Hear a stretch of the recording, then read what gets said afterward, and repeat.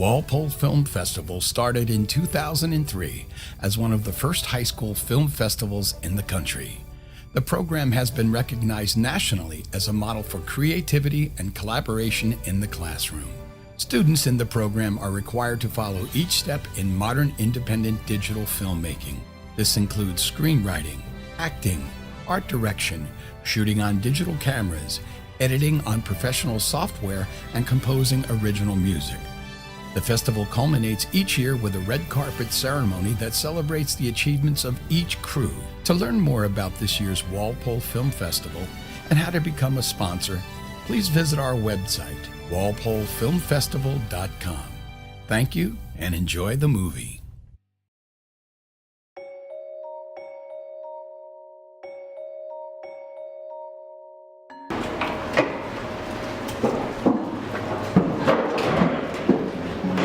On the truck that you're driving on. Luckily I'm on this truck all the time, so I just keep my gear here.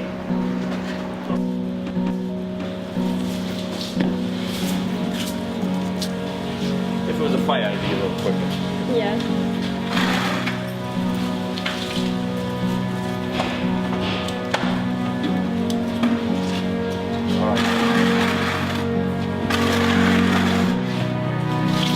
I'll show you if I sit down. You know, if I sit down, going to the fire, I just put it on.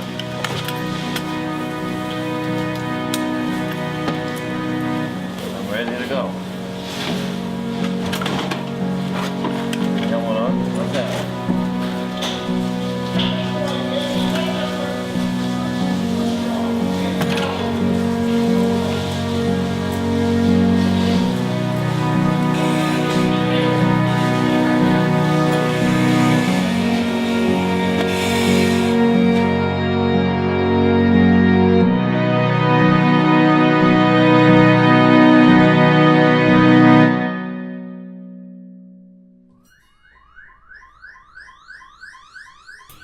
Walpole Fire, striking box 31. That's Walpole Fire, striking box 31 for house fire, 19 Flamingo Circle.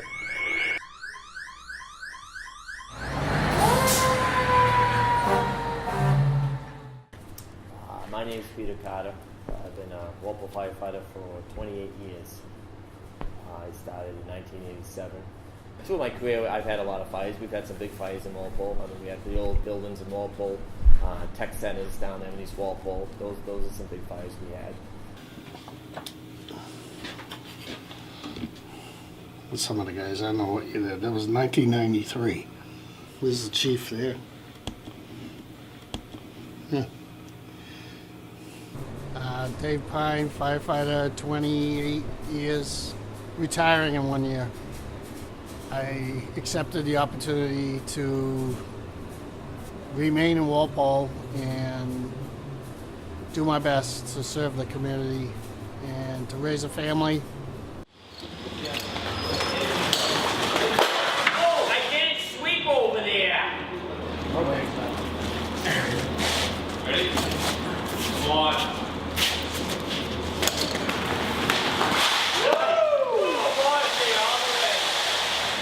Nice roll, kid. Hey, little more. You want a really good shot? Why do you call me the kid? You're a kid. You're 12 years old?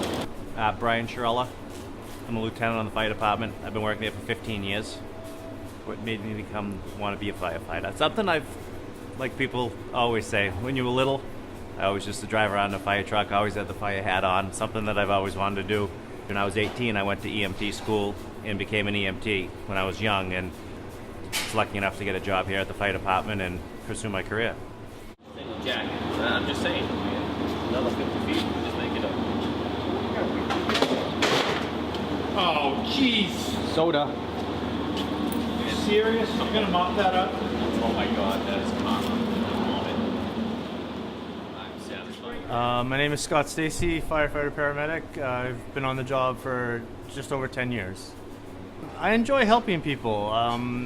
I guess the biggest push was my father had a heart attack when I was young, and I felt helpless, like I couldn't help him when it was going on, so it kind of got me into the emergency medical services side of it. It's like a second family, really. You know, we're here together for 24 hours at a time, 2 days a week, you know, more if you're in on an overtime shift, and it's just, you know, we eat dinner together, we watch TV together, we do calls together. It's all, you know, it's like a second family. Kevin Mahoney, the oldest fireman on the fire station, right here. I'm going down the cellar. Going down the cellar. You gonna go feed the rats? I've been there for 35 years. PJ Bellum. I've been here for 4 years. I've always wanted to help people since I was 6 years old. The brotherhood, the camaraderie that we all share. You know what we hear when he talks? Blah, blah, blah, blah, blah. Yeah, stand a little back. That's what we hear. Get water on you. See, I got to keep an eye on the kids. Blah, blah. We call him Grandpa. He could be the grandpa. I'm the father, and all these guys are my sons. Right? I call him Uncle Kevin. Uncle Kevin. Scary Kevin. Right, Uncle Kevin? Yep. My name is Rick Kofsky. I've been working here for probably about 15 years now. I went to college. I got a degree in accounting. So I was working as an accountant for 6 months, and I really couldn't stand being inside an office. It was tough to get up for. So, you know, going up through high school and through college, I've always been working outside, that type of thing. And the opportunity came up here, and it just seemed like it was a great job. You never really knew what was going to happen. It was always something. You know, there's days of quiet, there's days that you're running constantly, and you never really know what's going to happen. In the back of it, by the lower docks. Yeah. Mahoney! Let's go! We got a fire in Foxbow!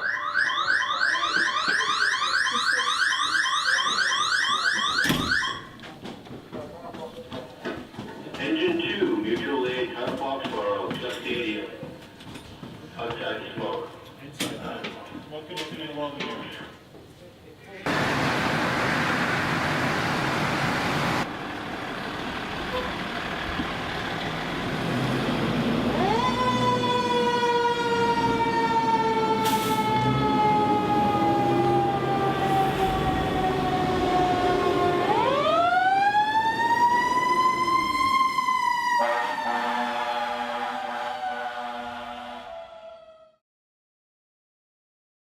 It's the camaraderie, the routine, satisfaction that you're doing a job that people can appreciate.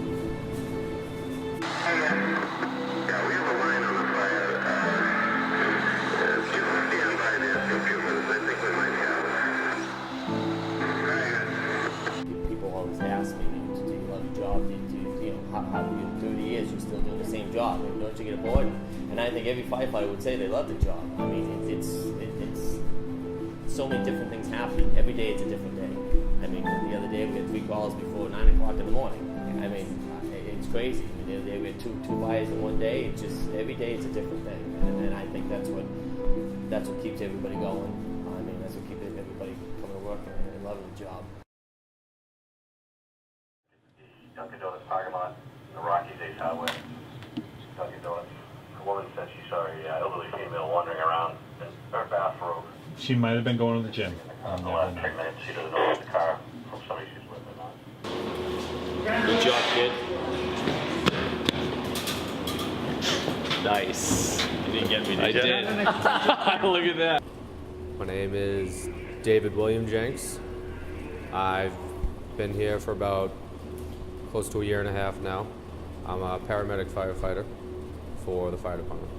I never thought that I would be doing something for Mr. Allen again, but here I am. But it's cool. I'm glad to see that it's actually still going and has gotten better, because these cameras are a lot nicer than the ones we used. What? What? Screenwriting process is a lot of fun. Parts, or it might come out sounding cheesy, and certain teachers might get angry at you and make you want to fix it all up. Certain teachers might But it's also cool. discourage It's you. good. George? You do a good interview now. We'll I'm try. gonna talk all about you guys. It's humbling, like, you know, it's very, very cool to be able to say you're a third generation firefighter, you know. You know, I remember when I was a little kid and he'd have this fire gear at home, you know, throwing it on and going, oh, fireman, you know, and it was always there. It was always there. Growing up, you're always just like in and out, you know. He's always on the run, but it's just becomes a part of your life because when your that's his job, but it isn't like the 9 to 5. It's always like, oh, what day is he not coming home? Or, you know, oh, can he make this holiday? Now actually doing it, I understand it, because when you dedicate your life to a public service, you know, that's what has to happen. Me and my father are definitely different people, you know. I'm more talkative. I'm more kind of into a conversation like that, whereas he's kind of a few words type of guy. So my dad actually sat down and did one of these. Yeah, it didn't go so well, but we tried. How come it didn't go so well? He was very, very quiet. Wow, that's a long time. Do you like this job? Like, Yeah. is this your dream job? Yeah, it's a good job. Including my fall time of almost 32 years. As he got older, he got interested in it. Found his way, became a paramedic. Applied for the job and got the job. We're definitely closer now because we have that common interest that we're both very into. Like, you know, I know he loves the fire service and he always have, and so do I. So it's nice having that. You know, from him I just learned everything that I am now. I learned work ethic, I learned how to take care of business, you know, I learned how to just, you know, really do everything that as a man now, you know, needed to be done. But the fire department got a call for a manhole explosion, which is right down the street at Stone and Diamond Street, right down the street from the firehouse. The report was there was a couple people still in the manhole. They were in there working, splicing some wires, or I don't know exactly what they're doing something with the wires, and I guess the moisture got to it and made it technically blow up. We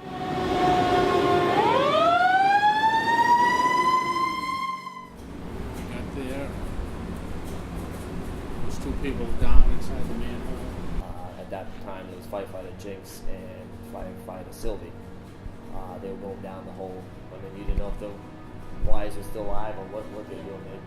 They big risk by them by doing that. Back then, my father and his partner showed up and it was just like, well, it's our call.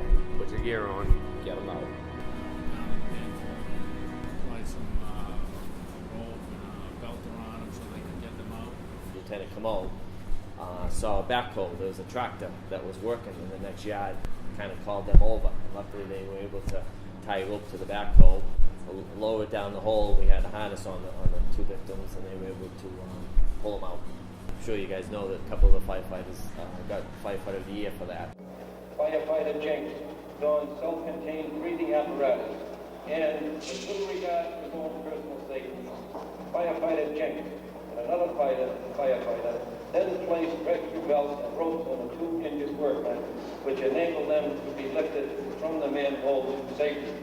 Firefighter Jenks' performance is an example of heroism above and beyond the call of duty.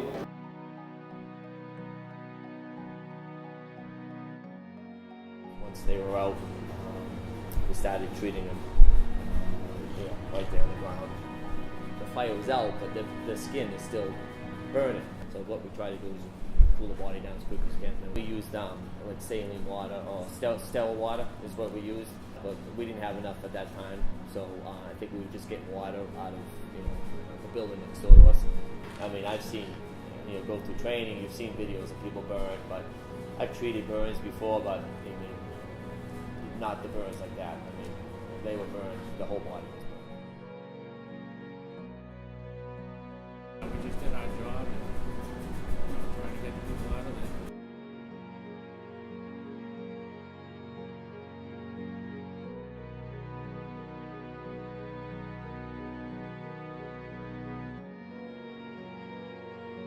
But it was an effort, great effort by everybody that was there. No, he's very humble. And I think, a lot of the guys here and a lot of the good firefighters you see are humble, because I don't feel like I'm any different. I don't feel like I'm a special person or anything like that. It's just, you know, I come here. If somebody needs help, I go and I help them. That's what I do, and I do it because I like to do it. I don't do it for, you know, compliments, or I don't do it for personal. You know, I do it because I enjoy helping people, and I always have. I mean, he was never one to come home and brag about what he does. In fact, 9 times out of 10, he didn't really like to talk about it, just because, you know, the job's a job. He did it, and then he came home.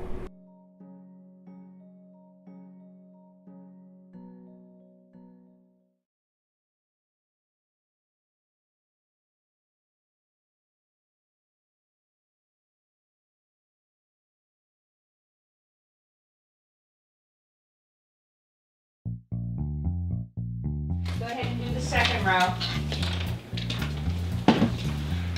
When you're finished, you're going on to the third row. And they're going to the high schools.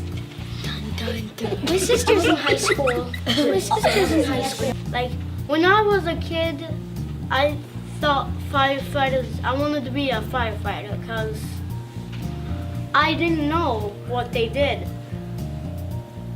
Now I see how hard it is. Yeah, I think they were strong because it would take 2 people to hold a hose, but they must be pretty strong because it would probably take this whole class to hold the whole hose. They also have to go in with their gas tanks, which only last 40 minutes, so they have to get out in a certain amount of time. My dad's a firefighter, so I've been to a firehouse a lot, and I got to put on the sirens, and we get to go inside of the fire truck and go on top of it. And you have to be brave, because if you were scared and there's a person in the building, you have to go and get them, and if you're scared and you run away, it's not really doing your jobs. When we had the big snowstorm, one of the telephone poles that connected to my house, it broke down.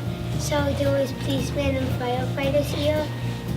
They made sure that nothing got electrocuted and were like directing traffic because there was workers at my house too to fix it. To do something, they have to wait until the fire is gone to eat or rest and stuff like that.